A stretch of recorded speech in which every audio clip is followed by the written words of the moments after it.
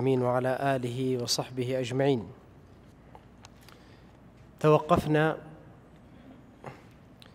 عند كيفية الذبح ووقته.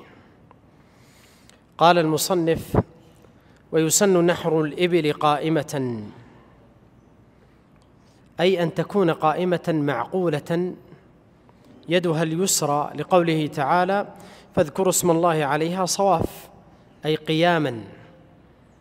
وهذا ذكره البخاري عن ابن عباس رضي الله عنه وعن ابن عمر أنه أتى على رجل قد أناخ بدنته ينحرها، فقال: ابعثها قياما سنة محمد صلى الله عليه وسلم. والحديث أخرجه البخاري ومسلم.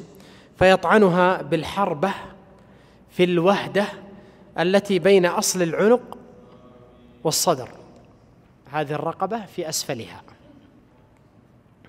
قال: وذبح البقر والغنم على جنبها الأيسر موجهة للقبلة، أي يسن في البقر والغنم أن تذبح ذبحا، لقوله تعالى: إن الله يأمركم أن تذبحوا بقرة. وضحى رسول الله صلى الله عليه وسلم بكبشين ذبحهما بيده.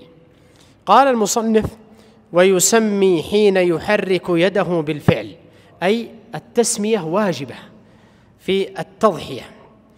ويأتي حكم ما إذا نسي في الذكاء سيأتي معنا. والتسمية واجبة والتكبير مستحب، فيقول: اللهم هذا منك ولك، لحديث ابن عمر أن النبي صلى الله عليه وسلم ذبح يوم العيد كبشين، وفيه في الحديث: ثم قال: بسم الله والله أكبر، اللهم هذا منك ولك. والحديث أخرجه أبو داود والترمذي. ولو اقتصر على التسمية دون التكبير أجزأ ذلك، لأن التسمية واجبة والتكبير مستحب، والدعاء أيضا هذا منك ولك أيضا مستحب. وأول وقت الذبح من بعد أسبق صلاة العيد بالبلد. أول وقت الذبح للأضحية أو الهدي أو النذر أو دم المتعة أو القران يكون من بعد أسبق صلاة عيد بالبلد، بمعنى البلد فيه أكثر من صلاة عيد، أسبق واحد انتهى يبدأ وقت الأضحية من بعده، حتى ولو لم تنتهي كل المساجد في وقت واحد، فأي مسجد انتهى يبدأ وقت التضحية من هذا الوقت لمن صلى العيد. لحديث أنس قال: قال رسول الله صلى الله عليه وسلم يوم النحر: من كان ذبح قبل أن يصلي فليعد، ومن لم يذبح فليذبح بسم الله. وقال المصنف: من بعد أسبق صلاة العيد بالبلد أو قدرها لمن لم يصلي، فلا تجزئ قبل ذلك. بمعنى إن كان هذا الرجل صلى، فإذا انتهى من الصلاة بدأ وقت التضحية. وإذا لم يكن يصلي فقدر الصلاة، بمعنى من حين ارتفاع الشمس قدر رمح يبدأ وقت صلاة العيد، يحسب بعده تقديرا مثلا نصف ساعة، 20 دقيقة، ساعة، يعني يقدر كم الصلاة، ثم يبدأ وقت الأضحية لمن لم يصلي. هل يمكن أن الشخص ما يصلي العيد؟ ممكن. كيف؟ مسافر، أو كان، تعلمون أنتم أن العيد يشترط له في العدد والاستيطان ما يشترط في الجمعة، فإذا اختل شرط من شروط إقامة الجمعة فهو يختل أيضا في صلاة العيد. فإذا كان مثلا 5 بيوت لا يجب عليهم صلاة عيد، ولا لا؟ فيحسب قدر صلاة العيد ثم يبدأ بعدها وقت التضحية مباشرة. قال: ويستمر وقت الذبح نهارا وليلا. لماذا؟ لأن الليل داخل في مدة الذبح، والليلة تابعة لأصل اليوم، وإن كان قد خالف في الرواية الأخرى الإمام الخرقي فقال لا يجوز ليلا لقوله تعالى ليشهدوا منافع لهم ويذكروا اسم الله في أيام معلومات على ما رزقهم من بهيمة الأنعام. قال أيام ولم يقل أيام وليالي، قال يكون في اليوم دون الليلة، لكن الليلة تابعة لليوم فيجزئ في اليوم ويجزئ في الليلة. قال إلى آخر ثاني أيام التشريق. قال الإمام أحمد أيام النحر 3، وذلك مروي عن 5 من أصحاب رسول الله صلى الله عليه وسلم، أي عمر وابن عمر وابن عباس وأبو هريرة وغيرهم، ولم يعرف لهم مخالف من الصحابة، فيكون أيام العيد وبعده كم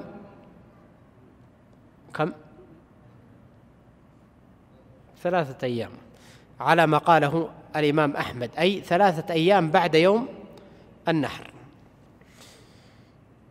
والدليل قال نهى عن ادخار لحوم الأضاحي فوق 3، فدل ذلك على أنه لا يجوز الذبح بعد 3 ليالي من يوم التضحية.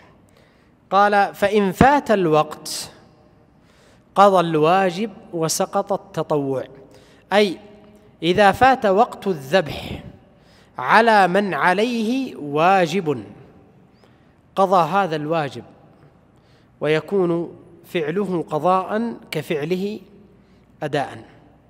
والتطوع من كان عليه ذبح تطوع فإنه يسقط هذا الذبح بفوات وقته، لأن الفضيلة لهذا التطوع في هذا الوقت، فإذا فات هذا الوقت فاتت معه الفضيلة. قال وسن له الأكل من هدي التطوع، أي يسن للمهدي أي الذي يذبح الهدي أن يأكل من هدي التطوع لقوله تعالى فكلوا منها.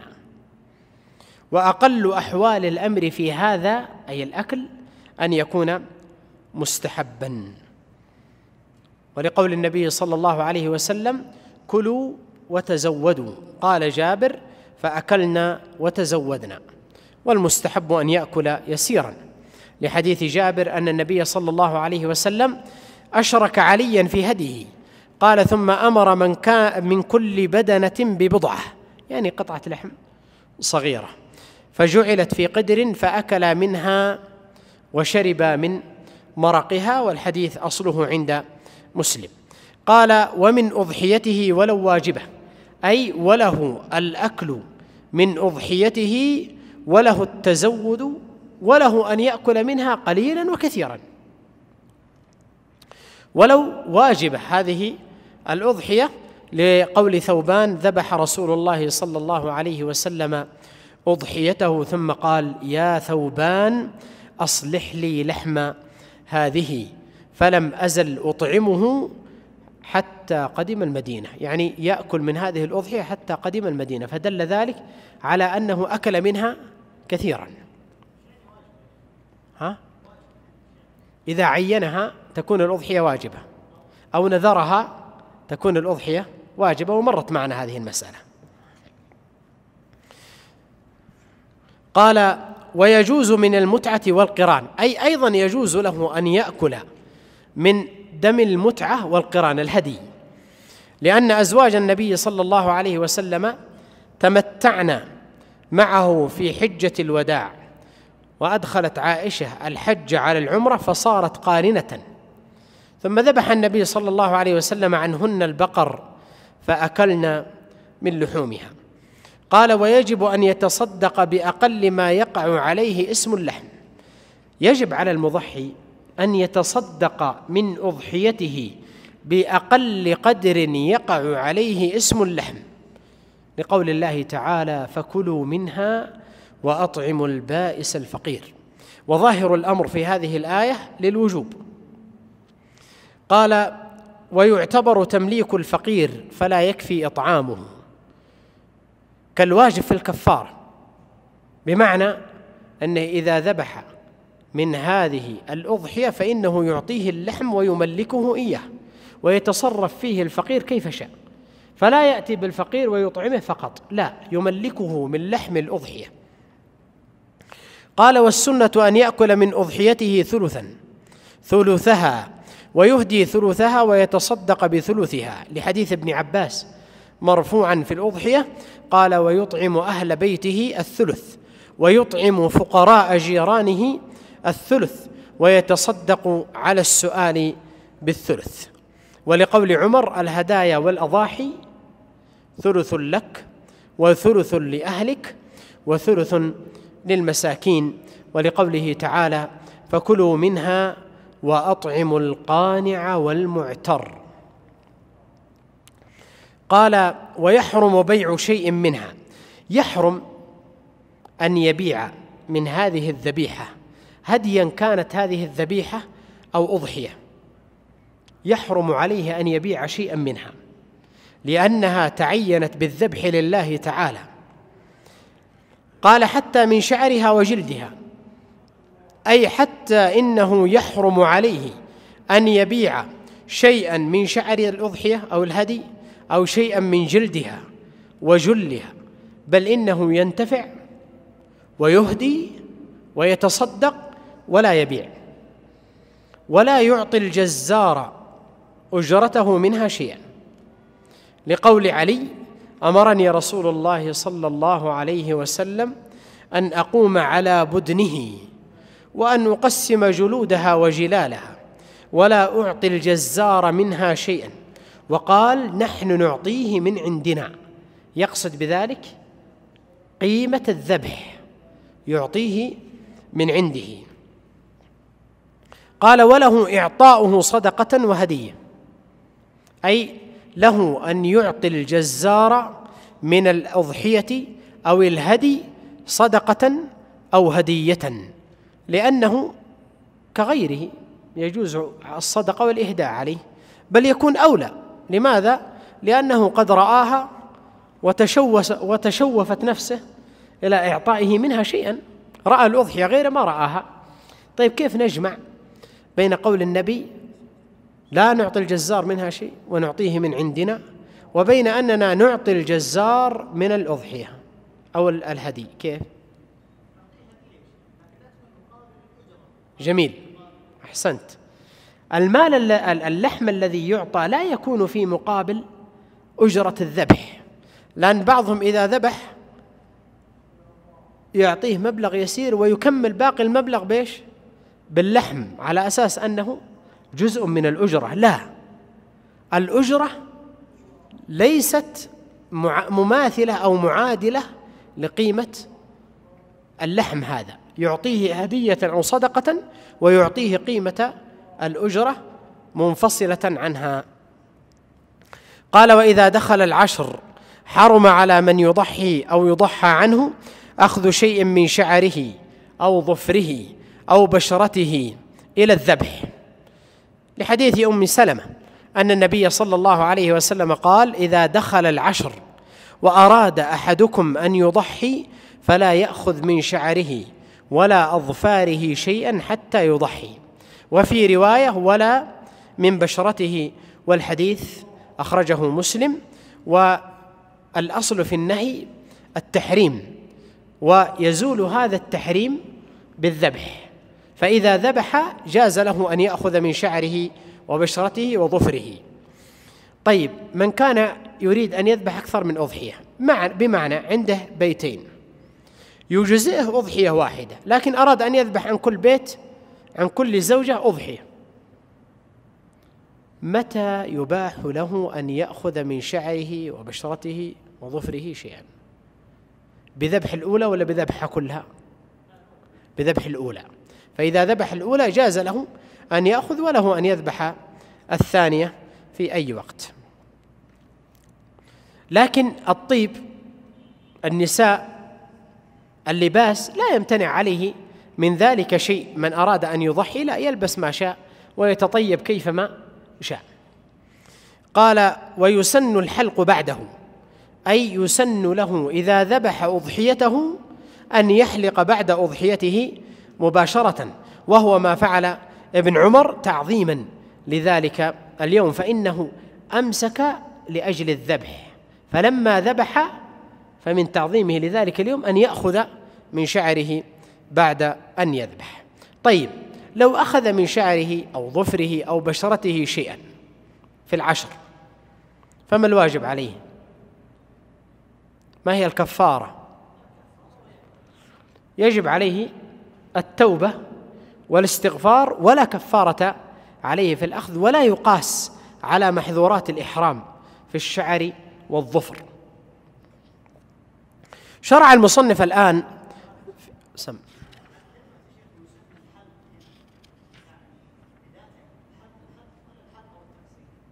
في الأخذ من الشعر.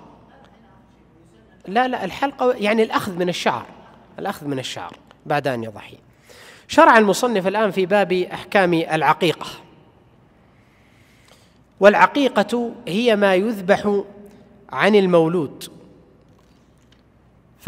والعقيقة سنة، قال المصنف وهي سنة في حق الأب ولو معسرا. فالعقيقة التي تذبح عن المولود في يوم سابعه شكرا لله تبارك وتعالى على هذه النعمة. والعقيقة سنة مؤكدة في حق الأب، فلا يعق غير الأب عن هذا المولود ولو كان الأب معسر، بمعنى يعق هذا الأب عن ابنه سواء كان غنيا أو كان فقيرا، لأنه صلى الله عليه وسلم عق عن الحسن والحسين وفعله أصحابه، وقال صلى الله عليه وسلم كل غلام رهينة بعقيقته، والحديث أخرجه أبو داود والنسائي. قال وعن الغلام شاتان وعن الجارية شاه. المسنون ذبحه في العقيقة أن يكون عن الذكر شاتان متقاربتان سنا وشبها، فإذا تعذر عليه أن يذبح شاتين فله أن يذبح واحدة. فإن لم يكن عند الأب شيء اقترض وعق. قال الإمام أحمد أرجو أن يخلف الله عليه، يعني يقترض ويعق ويخلف الله عليه في هذا الأمر إذا قدر على الوفاء. وأما الأنثى فهي على النصف من الذكر، فيذبح عنها شاة واحدة، لحديث عائشة رضي الله عنها مرفوعا عن الغلام شاتان متكافئتان وعن الجارية شاه، والحديث أخرجه الترمذي وأحمد وابن حبان. وهذا قول أكثر أهل العلم. وكان ابن عمر يقول شاه شاه، لحديث ابن عباس أن النبي صلى الله عليه وسلم عق عن الحسن والحسين كبشا، أي عن كل واحد كبشين. قال ولا تجزئ بدنة ولا بقرة إلا كاملة. وهذه المسألة ينبه عليها. يخلط بعض الناس بين العقيقة والأضحية والهدي، إذا أتى له توأم ذكرين كم يجزئ عن ذكرين توأم؟ 4. بعضهم ماذا يقول؟ أذبح بقرة وتكون عن 7. لا، في العقيقة تجزئ البدنة عن 1 ولا تجزئ عن 7 كما في الأضحية والهدي. فالبدنة عن 1 ويذبح عن الثاني بدنة أخرى. سيأتي لحديث أنس مرفوعا قال يعق عنه من الإبل والبقر والغنم، والحديث أخرجه الطبراني. فلا يجزئ في البدنة والبقرة الشرك، يعني أن يشرك فيها أكثر من ابن أو أكثر من طفل. قال والسنة ذبحها في 7 يوم ولادته، لحديث سمرة قال قال رسول الله صلى الله عليه وسلم كل غلام رهينة بعقيقته تذبح عنه يوم 7 ويسمى فيه ويحلق رأسه. ويجوز أن يذبحها قبل يوم 7، بمعنى لو ذبحها في اليوم 5 أو ذبحها في اليوم 3 فيصح أن تذبح، لكن السنة أن تذبح في يوم السابع. فإن فات ففي 14، فإن فات ففي 21، لحديث بريدة عن النبي صلى الله عليه وسلم قال: تذبح ل7 ول14 ول21. وورد أيضا من حديث عائشة رضي الله عنها. ولا تعتبر الأسابيع بعد ذلك، بمعنى 7، 14، 21، ثم له أن يذبحها في أي يوم شاء بعد ذلك. قال: وكره لطخه من دمها. يكره أن يلطخ المولود من دم الأضحية، بل أنكره كثير من أهل العلم وكرهوه، لأنه كانوا يفعلونها في العهد السابق تيمنا بسلامته، فلقوله صلى الله عليه وسلم: أهريقوا عنه دما وأميطوا عنه الأذى، والحديث أخرجه أبو داود والترمذي. لكن يسن إذا أراد أن يطيبه في يوم سابعه. قال: وينزع أعضاءها ولا يكسر عظمها تفاؤلا بسلامة المولود، لا يكسرها تفاؤلا بسلامة المولود أن يسلمه الله من العاهات والآفات والكسور. وطبخ الأضحية وأكل لحمها وجمع الناس عليها أولى وأفضل من أن يقسم لحمها نيئا، العقيقة. ويسن الأذان في أذن المولود اليمنى، سواء كان هذا المولود ذكرا أو أنثى، فيؤذن في أذنه اليمنى حين يولد، تقام الصلاة في أذنه اليسرى، لقول أبي رافع: رأيت رسول الله صلى الله عليه وسلم أذن في أذن الحسن حين ولدته فاطمة بالصلاة. وروي عن الحسن عن علي مرفوعا: من ولد له مولود فأذن في أذنه اليسرى في أذنه اليمنى وأقام في أذنه اليسرى دفعت عنه أم الصبيان. ويحنك، وهذا مرض يصيب الأطفال في العهد الأول. علي رضي الله عنه. ويحنك بتمرة، والمقصود بالتمرة أن تمضغ وتدلك وتوضع في فمه حتى ولو نزل في جوفه شيئا، لفعل النبي صلى الله عليه وسلم لما حنك وقال: انظروا إلى حب الأنصار التمر. قال: وسن أن يحلق رأس الغلام في اليوم السابع، يعني يحلق رأس الغلام في اليوم السابع من ولادته، ويتصدق بوزنه فضة، أي يوزن هذا الشعر ويتصدق بقدر قيمته من الفضة.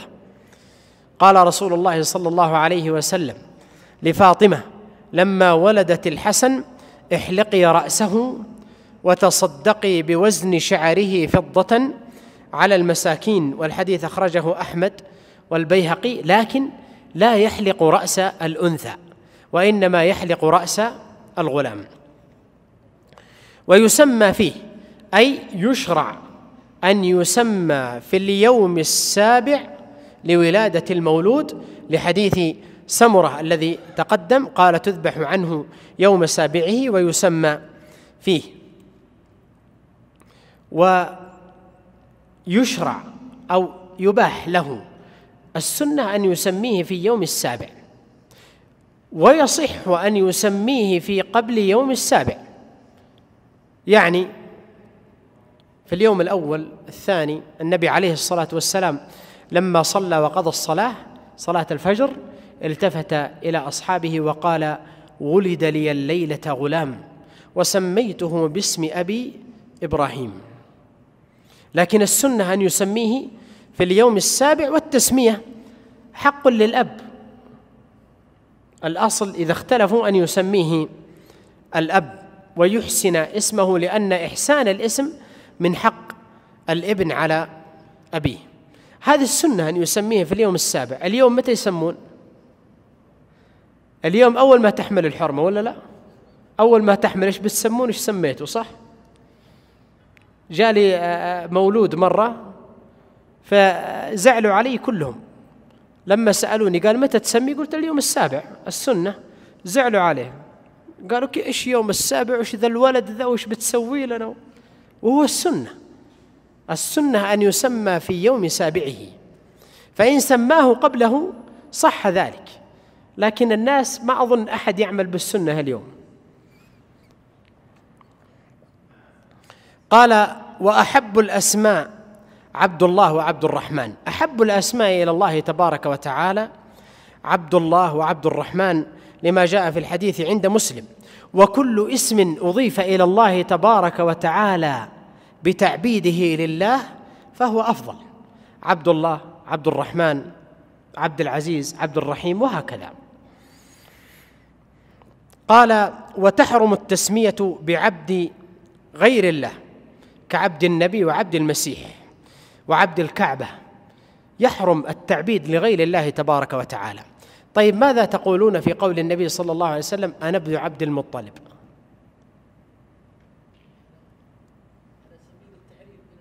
صحيح. أولا عبد المطلب ليس اسمه، جد النبي اسمه شيبة لشيبة في رأسه، وإنما سمي عبد المطلب لأنه ذهب جده وأتى به فرأوه معه فقالوا عبد المطلب، ظنوه رقيقا له، فقال ويحكم إنما أتيت به إلى ملك أبيه. هذه واحدة. الأمر الثاني أن النبي صلى الله عليه وسلم لم يقل عبد المطلب من باب تعبيده لغير الله، وإنما من باب التعريف بنفسه، يعني جدي عبد المطلب الذي تعرفونه. قال وتكره بحرب ويسار ومبارك ومفلح وخير وسرور ونعمة، أي يكره التسمية بهذه الأسماء. وكذلك يكره بنجيح وبركة ورباح. لماذا؟ قالوا لأن في ذلك تزكية، وكل ما كان فيه تزكية فيكره التسمية به، لحديث سمرة قال لا تسمين غلامك يسارا ولا رباحا ولا نجيحا، فإنك تقول أثم هو فلا يكون، فيقول لا، أي هل هو نجيح؟ فيقال لا، ما هو نجيح. فلا يعني لا يصح أو لا ينبغي أن يسمى باسم فيه تزكية. قال لا بأسماء الملائكة، فلا تكره التسمية بأسمائهم. قال والأنبياء، وكذلك لا تكره التسمية بأسماء الأنبياء، فيصح أن يسميه مثلا جبريل ويسميه إبراهيم ونوح وصالح ومحمد وهكذا، ولحديث تسموا بأسماء الأنبياء، والحديث أخرجه أحمد وأبو داود.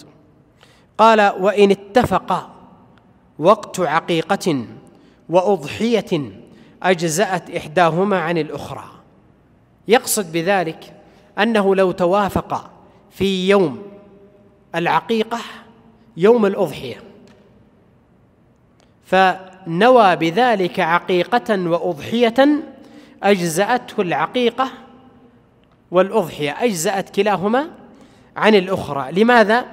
لأن الأضحية سنة مؤكدة، والعقيقة أيضا سنة مؤكدة، والسنن تتداخل، كما لو دخل المسجد وصلى ركعتين تحية للمسجد وراتبة قبل الصلاة، فتجزئ تحية للمسجد وتجزئ راتبة عن الصلاة، فكذلك تجزئ عقيقة وتجزئ أضحية إن اتفقتا في يوم واحد. وهذا مذهب الحنابلة، وإن كان قد خالف الجمهور ورأوا أن سبب العقيقة مختلف عن سبب الأضحية، فإذا اختلفت الأسباب لم تجزئ هذه عن الأخرى. لكن المصنف قدم هذه الرواية لأنها رواية الحنابلة. ونكون بهذا قد ختمنا كتاب الحج في هذا المجلس العلمي، ولعلنا نكمل بقية المجالس وبقية الكتب لهذا الكتاب المبارك في مجالس أخرى بإذن الله. وصلى الله وسلم على نبينا محمد وعلى آله وصحبه أجمعين، والحمد لله رب العالمين. جمعية الدعوة والإرشاد وتوعية الجاليات بأبها، بالدعوة نحيا.